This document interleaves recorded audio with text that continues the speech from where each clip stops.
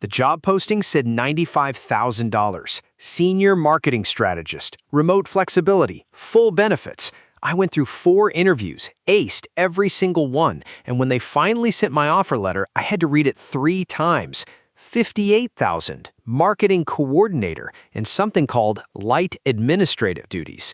What happened next exposed the most elaborate bait-and-switch operation I've ever seen, and I made sure everyone found out about it.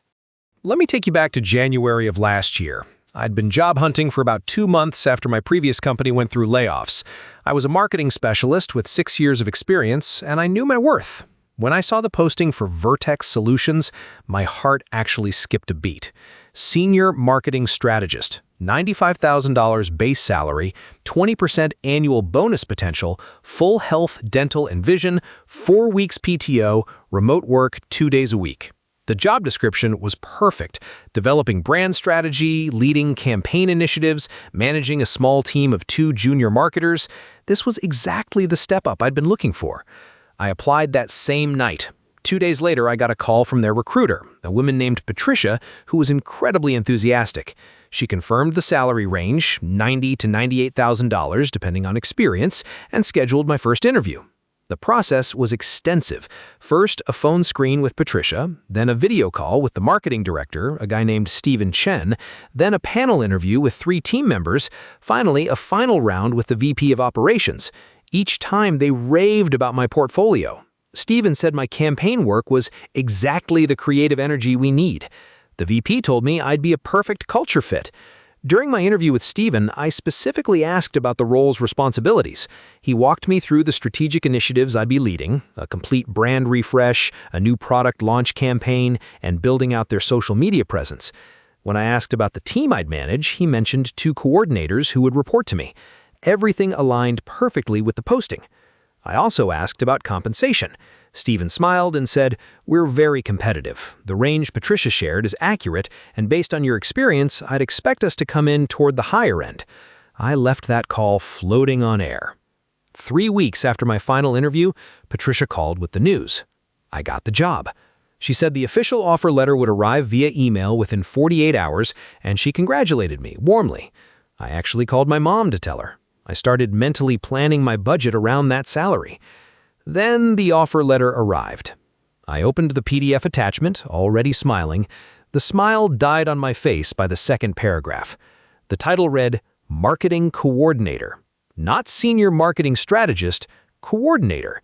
The base salary listed was $58,000, not $95,000, $58,000.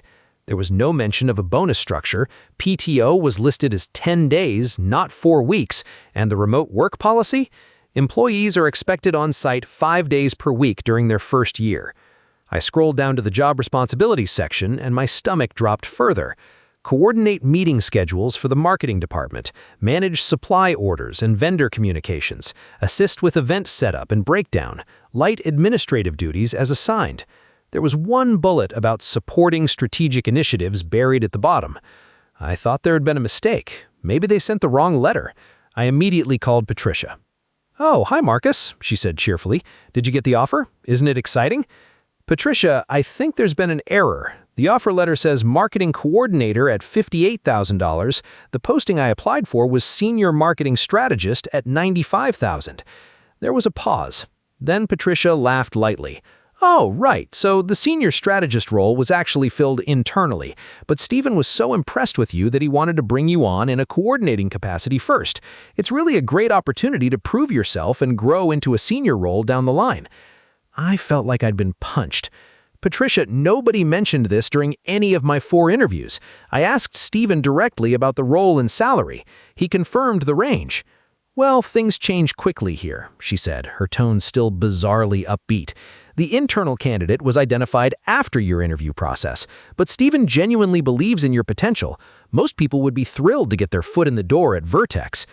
"The door to what? I'd be taking a coordinator position at 40% less than what was advertised, doing administrative work instead of strategy. That's not what I interviewed for." Patricia's voice cooled slightly. "I understand it might not be exactly what you expected, but the opportunity for growth is significant.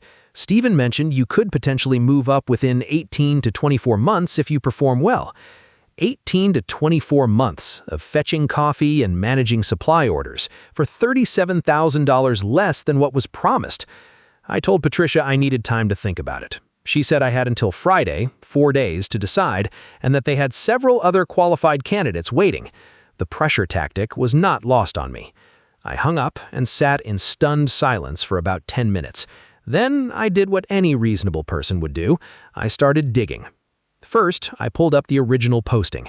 I'd saved it as a PDF when I applied, something I'd learned to do years ago after a different company quietly edited a listing mid-process.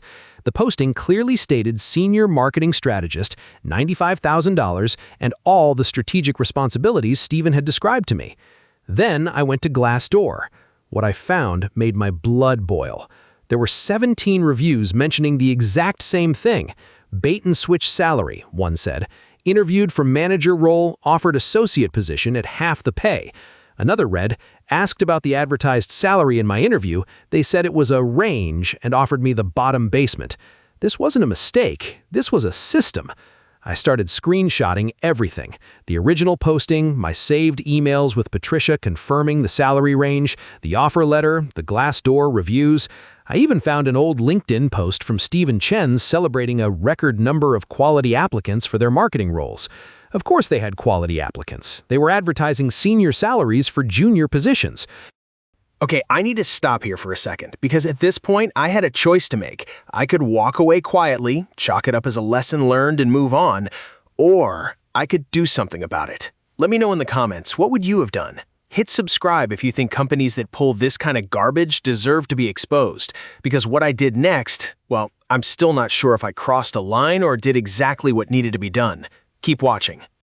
I decided I wasn't going to just walk away. But I also wasn't going to do anything stupid or illegal. I was going to be strategic, which, ironically, was exactly the skill they'd interviewed me for. First, I responded to Patricia on Thursday, 1 day before the deadline. I told her I was very interested in the role, but I needed clarification on a few points before I could sign. Specifically, I asked for written explanation of why the offered position differed from the posted position and whether the salary was negotiable to align with what was originally advertised. Patricia called me within an hour. Her tone was different now, less recruiter cheerful, more corporate careful. Marcus, I spoke with Stephen. The offer is final. The coordinator role is what's available. If you're not interested, we understand, but we need to move forward. I understand, I said calmly. I just want to make sure I have accurate information before making my decision. Can you send me written confirmation that the Senior Marketing Strategist position was filled internally and the coordinator role is what you're offering in its place? There was a long pause. That's not something we typically provide. I'm just asking for clarity. You can understand my confusion given the discrepancy between the posting and the offer. Patricia said she'd check with HR and get back to me. She never did. On Friday, I sent an email officially declining the offer.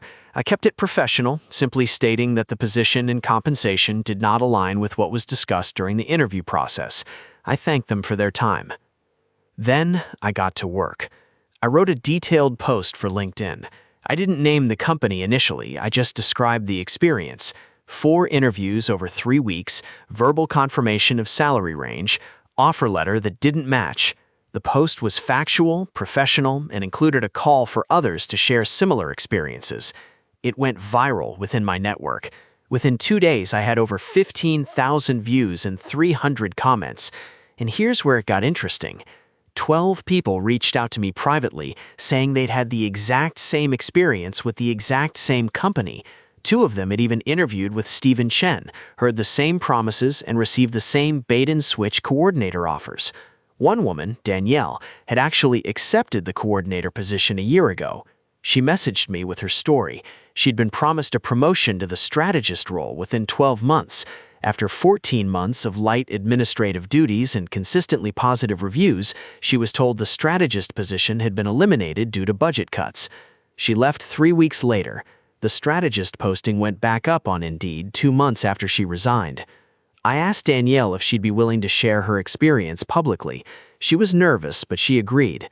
So did 4 others who had accepted lowball offers from Vertex and been strung along with promotion promises that never materialized. I wrote a follow-up post. This time, I named the company. I included screenshots of the original job posting, my offer letter with identifying details redacted, and quotes from the Glassdoor reviews. I laid out the pattern. Post inflated titles and salaries, conduct extensive interviews to make candidates feel invested, then pressure them into accepting lesser roles with vague promises of future advancement. Within 24 hours, the post had over 200,000 views. Major career and HR influencers were sharing it. A journalist from a business publication reached out asking for an interview. 3 employment lawyers commented explaining that the practice existed in a legal gray area, but the pattern suggested potential issues with deceptive hiring practices. Then things really escalated. 2 days after my second post, I received a message from someone claiming to be a current Vertex employee. They wanted to remain anonymous, but they sent me an internal email from Stephen Chen to the HR team. The subject line read, "Applicant Pool Strategy, Q4." The email outlined their system explicitly. They called it aspirational posting, advertising senior roles to attract higher caliber candidates, then converting them to junior positions at lower salaries. Stephen wrote, and I quote, "High-quality candidates are more likely to accept entry-level offers after investing significant time in our interview process. The sunk cost creates leverage." They turned psychological manipulation into a hiring strategy. I shared that email. I blurred the sender's name to protect my source, but the content was damning. The post exploded. News outlets picked up the story. Vertex's Glassdoor rating, which had been a carefully managed 4.1 stars, plummeted to 2.3 within a week as former employees and rejected candidates piled on with their own stories. A week after that, I received a cease and desist letter from Vertex's legal team. They accused me of defamation and demanded I remove all posts related to the company.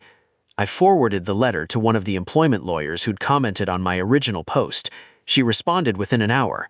"Truth is an absolute defense against defamation. They have no case. This is intimidation." I didn't remove anything. Instead, I posted the cease and desist letter publicly with a note explaining that I stood by every factual claim I had made. The final domino fell about a month later. The business journalist who had reached out published a full investigative piece. She'd gotten statements from 23 former Vertex candidates and employees describing the same bait-and-switch pattern. The article included partial quotes from the aspirational posting email, confirmed by multiple sources. It also revealed that the state labor board had opened an inquiry into Vertex's hiring practices. Stephen Chen was let go 2 weeks after the article published. Not for the deceptive hiring. Officially, it was restructuring, but multiple sources told me the board had demanded someone be held accountable for the PR nightmare. Patricia, the recruiter, also quietly disappeared from Vertex's LinkedIn page. As for me, the exposure from those viral posts led to something unexpected. A marketing director at a competing firm saw my story and reached out. She'd been trying to hire a senior strategist for months and was impressed by how I handled the situation with Vertex. We had a single interview. The offer came 3 days later. The title? Senior Marketing Strategist. The salary? $98,000. No bait, no switch. Just a straightforward offer for exactly what was advertised. I start next month. Thank you so much for watching until the end. If you've ever been blindsided by a bait-and-switch job offer or pressured into accepting less than what you were promised, drop your story in the comments. I want to hear what happened and how you handled it. Make sure to hit that like button and subscribe so you don't miss the next video. And if you've got your own workplace horror story you want featured on this channel, send it my way. Your experience might help someone else avoid the same trap. See you in the next one.